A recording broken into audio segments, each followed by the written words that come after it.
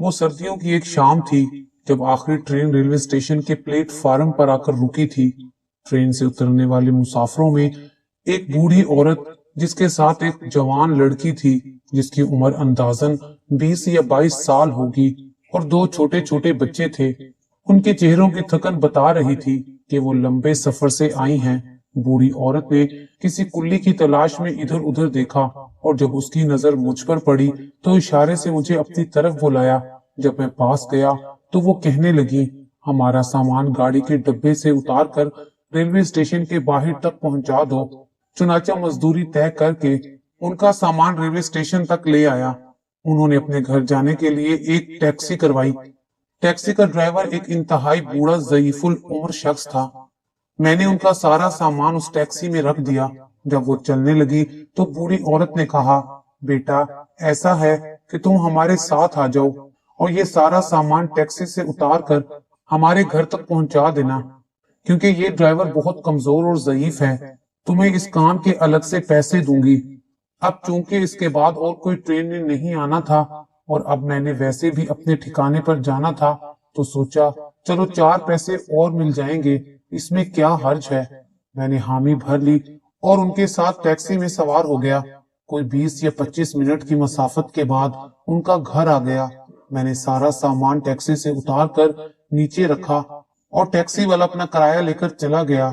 बूढ़ी औरत ने एक गेट का ताला खोला तो आगे सीढ़ियां ऊपर जा रही थी। चुनाचा उनके ऊपर जाने के बाद एक एक करके मैंने उनका सारा सामान ऊपर पहुंचा दिया। जब उनका सारा सामान उनके कमरे तक पहुंचा चुका और वापसी की इजाजत चाही तो बूढ़ी औरत ने मेरा शुक्रिया अदा किया और बड़ी शफकत और प्यार से कहा, अगर तुम्हें जल्दी ना हो तो हमारा एक और काम कर दोगे।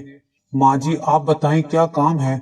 तो माँ जी ने मुझे कुछ रुपए दिए और कहने लगी, बेटा घर में हर चीज खत्म है, हमें भूख लगी है, तो ऐसा करो होटल से खाना, दूध और किसी दुकान से चीनी पत्ती और मेडिकल स्टोर से मेरी ये दवाएं ला दो तो तुम्हारी बड़ी मेहरबानी होगी। मैंने उनकी मजबूरी को दिल से महसूस किया था। खामोशी से पैसे लेकर पैदल बाजार गया और उनकी मतलूबा अशिया लेकर वापस आ गया, मगर 3-4 मेडिकल स्टोर पर जाने के बाद भी उनकी एक मेडिसिन ना मिली थी। जब मैं खाना, दूध, चीनी पत्ती वगैरह उनको देकर वापस जाने लगा तो माँ जी ने प्यार से मेरे सर पर हाथ फेरा और कहा, बेटा तुम्हारा बहुत बहुत शुक्रिया। मैंने कहा, माँ जी मुझे बेटा भी कह रही हैं और शुक्रिया भी अदा कर रही हैं। तो उस पर माँ जी ने कहा, अच्छा बेटा अब खाना खाकर जाना। मैंने इनकार किया तो माँ जी ने इसरार के साथ कहा कि मुझे माँ भी कहते हो और माँ की बात से इनकार भी कर रहे हो। ये तो कोई बात ना हुई। चुनाचा मैं खाने के लिए रुक गया। असल में मुझे भी भूख लगी थी। माँ जी ने उस जवान लड़की जिसका नाम जुबैदा था उससे कहा, बेटी ये लो खाना और बर्तन में डालकर ले आओ। चुनाचा हम तीनों ने मिलकर खाना खाया। फिर जुबैदा चाय बनाकर ले आई। मैंने नोट किया कि जुबैदा के चेहरे पर उदासी और वीरानी थी। मैं जितनी देर वहां रहा जुबैदा बिल्कुल खामोश रही और उसने कोई बात नहीं की। चाय पीकर मैं वहां से आ गया और माँ जी से कहा कि आपकी जो दवाई नहीं मिली कल वो बड़े बाजार के मेडिकल स्टोर से आपको ला दूंगा। चुनाचा अगले रोज मैं माँ जी की दवाई लेकर उनके घर गया तो वो बहुत पुरतपाक तरीके से मिली। मैं माँ जी के पास उनके कमरे में बैठ गया तो उन्होंने जुबैदा को आवाज दी कि चाय बनाकर ले आओ। जुबैदा 2 कप चाय देकर अपने बच्चों को दूध पिलाने दूसरे कमरे में चली गई। मैंने बातों बातों में माँ जी से जुबैदा के बारे में पूछा, ये आपकी बहू है? माँ जी ने बताया कि ये उनकी बेटी है। 4 साल पहले उसकी शादी रहीम यार खान की थी। उसका खामद बहुत अच्छा था मगर 6 माह पहले उसका इंतकाल हो गया है। जुबैदा की इद्दत जैसे ही पूरी हुई तो उसके ससुराल वालों ने अपनी नजरें फेर ली और मुझे पैगाम भेजा कि वो बहुत गरीब हैं, जुबैदा और उसके 2 बच्चों को नहीं पाल सकते, आकर अपनी बेटी को ले जाओ। तो बेटा मैं 5 दिन पहले रहीम यार खान गई थी और कल इसको साथ लेकर आई हूँ। जुबैदा बेचारी भरी जवानी में बेवा हो गई है, उसका अब मेरे सिवा कोई नहीं है। जुबैदा के चेहरे पर खूबसूरती के साथ बहुत मासूमियत और सादगी थी। फिर माँ जी ने मुझसे मेरे बारे में पूछा तो मैंने उनको अपने बारे में बताना शुरू किया तो जुबैदा भी आकर बैठ गई। मैंने बताया कि मेरे वालिदैन बचपन में ही एक हादसे में इंतकाल कर गए थे। और मेरे चचा मुझे अपने घर ले गए। मेरी चची चूंकि सुतीली थी, इसलिए वो एक अच्छी औरत ना थी। चचा सारा दिन खेतों में खेती बाड़ी में मसरूफ रहता, जबकि मैं स्कूल से वापस आने के बाद भैंसों की देखभाल, उनको नहलाना, चारा काट कर लाना और भैंसों के आगे डालना, उनका गोबर हटाना वगैरह सब मेरे जिम्मे लगा दिया। इसके अलावा दीगर काम भी मेरे जिम्मे थे। चची सुल्ताना मुझ पर खूब हुक्म चलाती, जबकि उनके अपने 2 बच्चे थे, उन्हें वो शहजादों की तरह रखती थी। बात बात पर चची सुल्ताना मुझे गालियां देती और मेरी किसी भी मामूली गलती पर मुझे बहुत मारती थी। इन्हीं हालात में मैंने मिडिल का इम्तिहान अच्छे नंबरों में पास कर लिया। अब मैं आगे पढ़ना चाहता था, क्योंकि मुझे पढ़ने लिखने का बहुत शौक था। एक रोज खेतों में हल चलाते हुए चचा को सांप ने डस लिया, जिससे उनकी मौत वाक़या हो गई। चचा की मौत के बाद मेरी जिंदगी इंतहाई दुश्वार हो गई। आगे पढ़ने का ख्वाब चकनाचूर हो गया और एक रोज चची ने मुझे घर से बाहर निकाल दिया। मैं गांव से शहर जाने वाले रास्ते पर चल पड़ा। शहर आकर मैंने बहुत धक्के खाए और फिर बिलाखिर रेलवे स्टेशन पर कुल्ली बन गया। मेरी दास्तान सुनकर माजी और जुबैदा काफी रंजीदा हुई। उसके बाद आहिस्ता आहिस्ता मेरा उनके घर आना जाना शुरू हो गया। मैंने माजी को सगी माँ का दर्जा दिया और मैं उनके बहुत सारे काम कर देता। मैंने जुबैदा को हमेशा इज्जत और एहतराम की नजर से देखा। जुबैदा एक बहुत ही खूबसूरत और मासूम लड़की थी। मेरी आंखों में शर्म और हया के साथ शराफत और हुस्न इखलाक भी था। मैं जब भी उनके घर जाता तो जुबैदा के बच्चों के लिए टॉफियां, बिस्किट, चॉकलेट वगैरह लेकर जाता था कि यतीम बच्चे हैं, तो वो ये चीजें लेकर बहुत खुश होते और मेरी आमद के मुंतजिर रहते। अब जुबैदा भी मुझसे 2-4 बातें कर लेती थी। एक दिन बातों बातों में जुबैदा ने मुझसे कहा, अशरफ, कोई मुस्तकिल और बेहतर अपने काम का जरिया बनाओ। तो मैं संजीदगी से जुबैदा की इस बात पर गौर करने लगा। मुझे रेलवे स्टेशन पर कुली का काम करते हुए 5 साल हो गए थे। मेरी उम्र अब 19 साल हो गई थी। एक दिन मुझे पता चला कि महकमा रेलवे में नाइब कासिद यानी चपड़ासी की कुछ असामियां खाली हैं और भर्ती के लिए इश्तहार आया हुआ है। तो मैंने अल्लाह का नाम लेकर दरखास्त जमा करवा दी और थोड़ी भाग दौड़ के बाद और अपना मिडिल का सर्टिफिकेट भी निकलवा लिया और अपना शनाख्ती कार्ड भी बनवा लिया।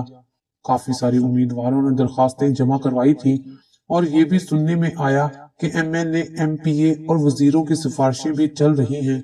तो मैं मायूस हो गया, क्योंकि मेरे पास तो कोई सिफारिश नहीं थी। रेलवे के जिस अफसर ने भर्ती करनी थी, तो उनके बारे में मुझे पता चला कि उनको अपने बाप से बहुत प्यार था और 2 या 3 माह पहले उनके वालिद साहब का इंतकाल हुआ था। वो अपने वालिद को याद करके बहुत रोते थे। मैंने किसी न किसी तरह उनके बारे में मालूमात हासिल की तो पता चला कि उस अफसर के वालिद साहब उनके आबाई शहर के एक कब्रिस्तान में दफन हैं। चुनाचा अगले दिन मैं उनके आबाई शहर गया, जो कि ज्यादा दूर नहीं था, और कब्रिस्तान जाकर उनकी कब्र तलाश की और फातिया बढ़ने के बाद वापस आ गया। 2 दिन के बाद भर्ती के लिए इंटरव्यू शुरू हो गए। जब इंटरव्यू के लिए मेरी बारी आई तो मैंने जाकर उस अफसर को बड़े अदब से सलाम किया और अपनी जेब से एक पुड़िया निकाल कर उनकी टेबल पर रख दी। उन्होंने मुझसे पूछा कि ये क्या है, तो मैंने कहा, सर ये मेरी सिफारिश है। जिस पर वो बोले कि क्या मतलब, इसमें क्या है।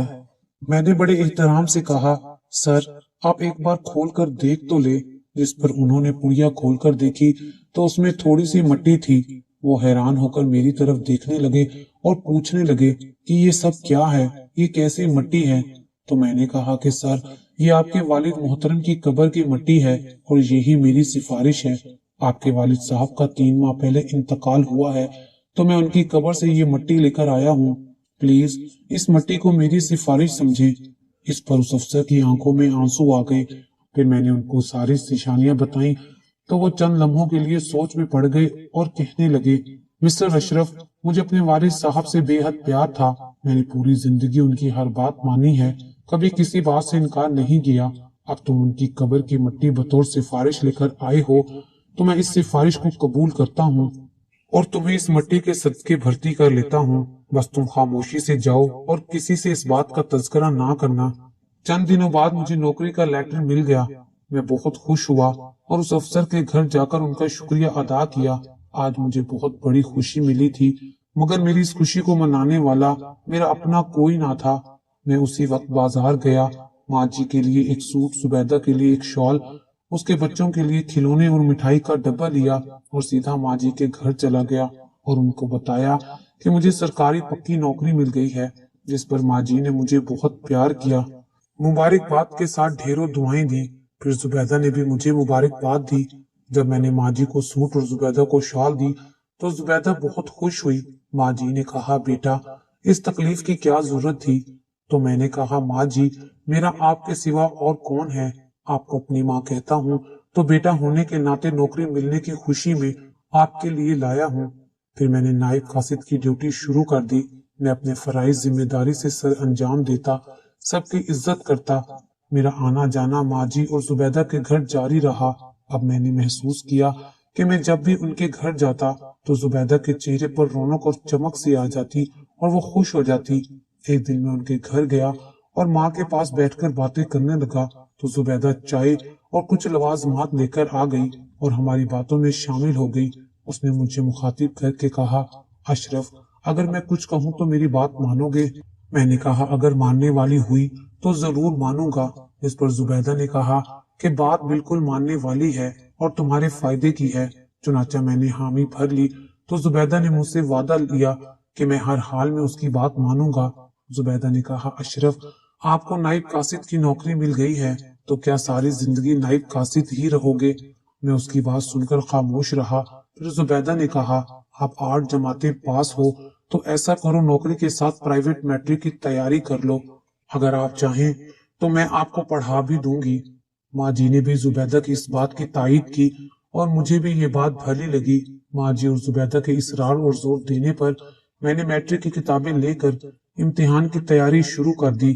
اب میں روزانہ زبیدہ کے پاس ٹیوشن پڑھنے جاتا اور 1 سال کے بعد بہت اچھے نمبروں سے میں نے میٹرک کا امتحان پاس کر لیا۔ مجھے تو جو خوشی ہوئی سو ہی، مگر خاص طور پر زبیدہ کے چہرے پر جو خوشی تھی وہ میں بتا نہیں سکتا۔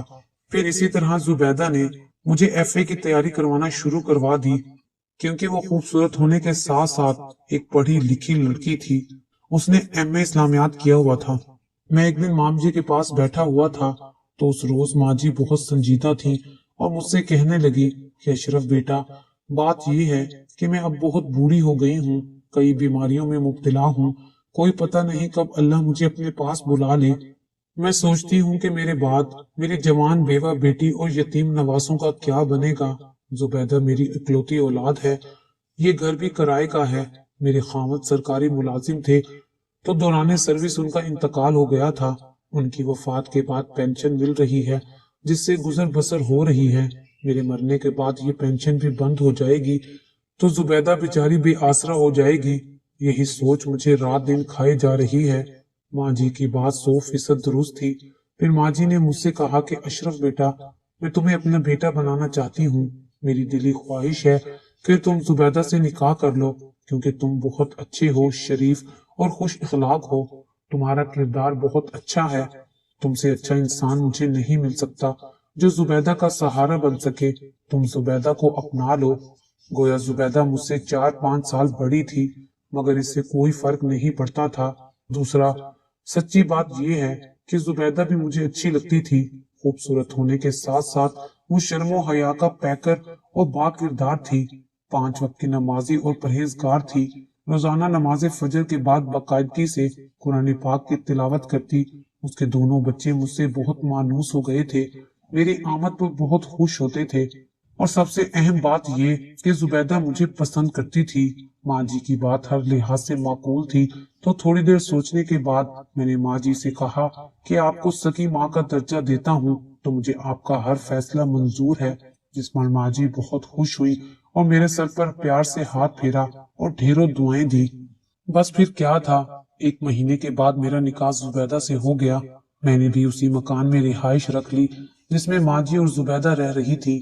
2 کمروں پر مشتمل مکان تھا۔ زبیدہ بہت اچھی بیوی ثابت ہوئی۔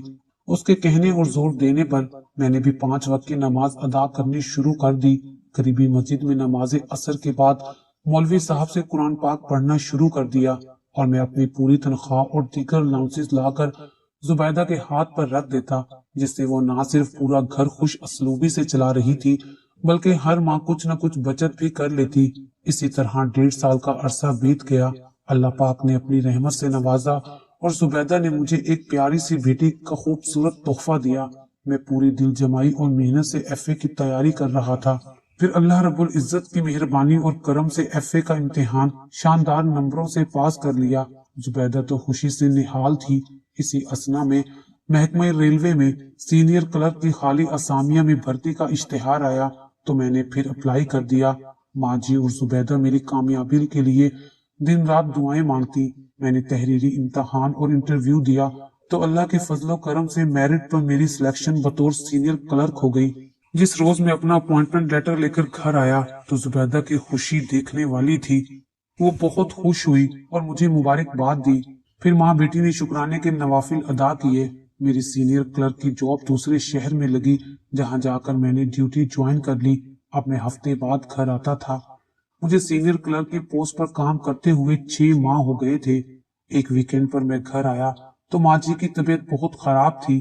فوراً ان کو لے کر ہسپتال چلا گیا جہاں ان کو داخل کر لیا گیا اور علاج شروع ہو گیا۔ مگر 2 دن کے بعد ماں جی اپنے خالق حقیقی سے جا ملی۔ ماں جی کی وفات کے بعد زبیدہ بالکل اکیلی ہو گئی تو میں نے کچھ دنوں کی چھٹی لے لی۔ پھر اپنے پوسٹنگ والے شہر آیا اور اپنے افسران سے ملا اور ان کو اپنے حالات بتائے اور ریلوے کالونی میں کوارٹر کے لیے درخواست دے دی کیونکہ تنخواہ کم تھی۔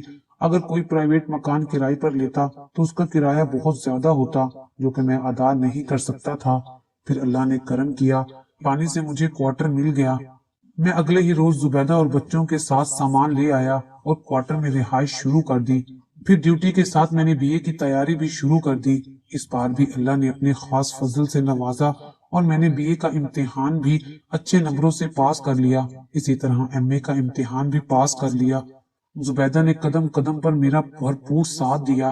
میں ڈیوٹی سے گھر آتا تو دوپہر کا کھانا تیار ملتا، پھر میں کوچنگ سینٹر چلا جاتا، وہاں سے رات 8 بجے واپسی ہوتی اور جب رات پڑھنے بیٹھتا تو زبیدہ مجھے چائے بنا بنا کر پلاتی۔ اس نے کبھی مجھے ڈسٹرب نہیں کیا۔ گھر کا سارا راشن وہ خود لے کر آتی، بچوں کو اسکول چھوڑ کر آتی، پھر خود ہی اسکول سے لے کر آتی، گھر کا سارا کام خود کرتی۔ وہ کہتی، اشرف بس آپ توجہ سے اپنی پڑھائی کرو۔ چنانچہ یہی وجہ تھی کہ میں نے آرام و سکون سے ایم اے کر لیا۔ ماہو سال گزرتے رہے، اللہ نے 2 بچے اور عطا کر دیے تھے تو اسی طرح ہمارے 5 بچے ہو گئے۔ میں نے محکمانہ پروموشن امتحان بھی پاس کر لیا تھا تو مجھے سپرنٹینڈنٹ کے عہدے پر ترقی مل گئی تھی۔ پھر اسی طرح میں نے مزید کچھ کورسز کیے اور محکمانہ امتحان دینے کا فیصلہ کیا، اور پھر وہ وقت آیا کہ پاک پروردگار کے کرم اور اس کی عطا سے میں گریڈ 17 کا آفیسر بن گیا۔ اب مجھے آفیسرز کالونی میں بہت بڑا بنگلہ الرٹ کر دیا گیا تو اسی طرح ہم کوٹھی میں شفٹ ہو گئے۔ سرکاری گاڑی بھی مل گئی۔ زبیدہ بہت خوش تھی، وہ ہر دم رب کا شکر بجا لاتی، اور سچ تو یہ ہے کہ آج میں جس مقام پر تھا وہ صرف زبیدہ کی وجہ سے ہی تھا۔ اگر زبیدہ مجھے مزید پڑھنے کا مشورہ نہ دیتی تو آج تک شاید میں نائب کاسب ہی ہوتا، مگر زبیدہ کا اصرار اور لگن کے ساتھ ساتھ دعائیں کرنا اور ہر ممکن تعاون سے ہی مجھے یہ مقام مرتبہ ملا تھا۔ ایک دن میں دفتر سے گھر آیا تو زبیدہ نے کہا کہ آج ایک بے سہارا عورت کسی کوٹھی میں کام تلاش کرنے کے لیے آئی تھی تو میں نے اسے بتایا کہ ہماری کوٹھی میں تو سرکاری طور پر کام کرنے والے ملازمین ہیں، لہٰذا ہمیں کسی کام کرنے والی ماسی کی ضرورت نہیں ہے۔ تو وہ رونے لگی اور خدا کے واسطے دینے لگی کہ مجھے کہیں رکھوا دے، میرا اس دنیا میں کوئی نہیں ہے۔ تو میں نے اسے شام کو بلایا ہے، آپ اسے کسی کے ہاں گھر کے کام کاج کی ملازمت دلوا دیں، وہ بیچاری بہت دکھی اور مجبور ہے۔ میں نے کہا ٹھیک ہے زبیدہ بیگم، تمہارا حکم ہے تو میں کسی کے ذمہ لگا دیتا ہوں اور جلدی کسی کوٹھی یا گھر میں اسے کام پر لگوا دوں گا۔ دوپہر کا کھانا کھا کر میں سو گیا تو عصر کی نماز کے وقت مجھے زبیدہ نے جگایا کہ نماز ادا کرنے اور وہ بے سہارا عورت آئی ہے تو اسے بھی ملنے۔ میں جب نماز ادا کر کے باہر لان میں آیا تو وہ عورت بیٹھی زبیدہ سے باتیں کر رہی تھی۔ جیسے ہی میں اس کے قریب آیا تو اسے دیکھ کر ایک دم ٹھٹک گیا اور حیران و پریشان ہو کر اسے دیکھنے لگا، کیونکہ وہ کوئی اور نہیں میری چچی سلطانہ تھی۔ اور میں نے تیز و تند لہجے میں کہا کہ کیا کوئی کسر رہ گئی تھی جو پوری کرنے آئی ہو؟ وہ حیرانی اور پریشانی سے میرا منہ دیکھے جا رہی تھی تو زبیدہ نے مداخلت کی اور مجھ سے پوچھا کہ اشرف کیا آپ اس عورت کو جانتے ہیں؟ ہاں زبیدہ، یہی وہ عورت ہے، चच्ची सुल्ताना, जिसके जुल्म सितम में सहता रहा और इसी ने मुझे मेरे चचा के घर से मार मार कर निकाला था। अब चच्ची सुल्ताना ने भी मुझे पहचान लिया था और वो रोने लगी और मुझसे माफिया मांगने लगी। तो मैंने कहा, चच्ची चली जाओ, अब मुझमें और सकत नहीं है तुम्हारे जुल्म सहने की। फिर मैंने तंजन पूछा कि किधर गए वो तुम्हारे लाडले शहजादे बेटे, जिनकी वजह से तुम मुझे रोज मारती थी, जलील करती थी और आखिर मुझे घर से निकाल ही दिया था। तो चच्ची सुल्ताना रोते और सिसकते हुए बोली, अशरफ बेटा, उन दोनों की वजह से ही तो मैं आज दर दर की ठोकरें खा रही हूँ। मैंने उन दोनों को ऐशो इशरत से पाल पोस कर बड़ा किया और उन्होंने बड़े होकर मुझ पर ही जुल्म सितम करने शुरू कर दिए, जिस तरह मैं तुम पर करती थी। और आखिरकार उन्होंने मुझे ठोकरें मार मार कर घर से निकाल दिया है। इतना बताकर चच्ची सुल्ताना जारो कतार रोने लगी। तो जुबैदा ने उठकर चच्ची सुल्ताना को हौसला दिया कि चच्ची आप बिल्कुल ना घबराएं, अशरफ भी तो आपका बेटा ही है। चच्ची सुल्ताना की दास्तान सुनकर मेरे दिल को चोट लगी और दुख हुआ। चच्ची सुल्ताना की हालत बहुत खस्ता थी। तो जुबैदा ने उनको साथ लिया और जाकर अपना एक इस्त्री किया हुआ सूट निकाल दिया कि पहले आप वॉशरूम में नहा धोकर कपड़े तब्दील कर लें, मैं आपके लिए चाय बनाती हूँ। जुबैदा किचन में चाय रखकर बाहर लॉन में आ गई, जहाँ मैं गुमसुम बैठा था। जुबैदा मेरे साथ बैठ गई और कहने लगी, अशरफ मेरी बात सुने। तो मैंने कहा, हाँ बोलो। तो वो कहने लगी, प्लीज आप चच्ची सुल्ताना से कोई सख्त बात नहीं करेंगे, वो बेचारी पहले भी लुटे पुटी दुखों की मारी बेसहारा है। अच्छों के साथ तो सभी अच्छे होते हैं, मगर इंसानी अजमत तो ये है कि बुरे के साथ नेकी और भलाई करो। हमारी शरीयत और मजहब भी बड़ों को अदब और एसारो कुर्बानी का दर्स देता है। तो अशरफ आप भी चच्ची सुल्ताना को माफ कर दें। और सबसे अहम बात यह है कि अगर आप गौर करें तो एक लिहाज से चच्ची सुल्ताना आपकी मोहसिन है। मैंने हैरानगी से पूछा कि वो किस तरह। तो जुबैदा कहने लगी कि जरा सोचे, अगर चच्ची सुल्ताना आपको घर से ना निकालती तो आप आज तक गांव में भैंसों का गोबर हटा रहे होते। आपका शहर आना और फिर तालीम हासिल करके बड़ा अफसर बन जाना और मेरी खुशकिस्मती या मेरी किसी नेकी का सिला कि आप मेरे खामद हैं। अल्लाह पाक ने हमको बहुत नवाजा है, हमारी औकात से बढ़कर हमें इतना कुछ दिया है। आप सरकारी अफसर हैं, सरकारी कोठी, गाड़ी, नौकर चाकर, इज्जत, मकाम, मर्तबा, ये सब अल्लाह का करम ही तो है। आप शहर ना आते तो ये सब कुछ ना होता। जुबैदा की हकाइक पर मबनी बातें मेरे दिल को छू गईं, तो शुक्राने के तौर पर मेरी आंखों में आंसू आ गए। इसी असला में चच्ची सुल्ताना नहाकर कपड़े बदलकर बाहर लॉन में आ गई। जुबैदा उनके लिए चाय और लवाजमात ले आई।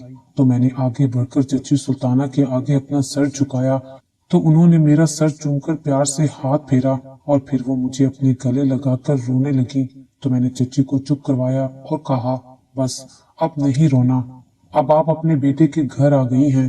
आप मेरी माँ हैं और ये आपकी बहू और सब आपके पोते पोतियां हैं। तो उस वक्त चच्ची सुल्ताना अपने पोते पोतियों को प्यार करने लगी और उनकी आंखों में अब तशक्कुर के आंसू थे, जबकि जुबैदा अपनी दिल फरेब मुस्कुराहट के साथ मुझे देख रही थी।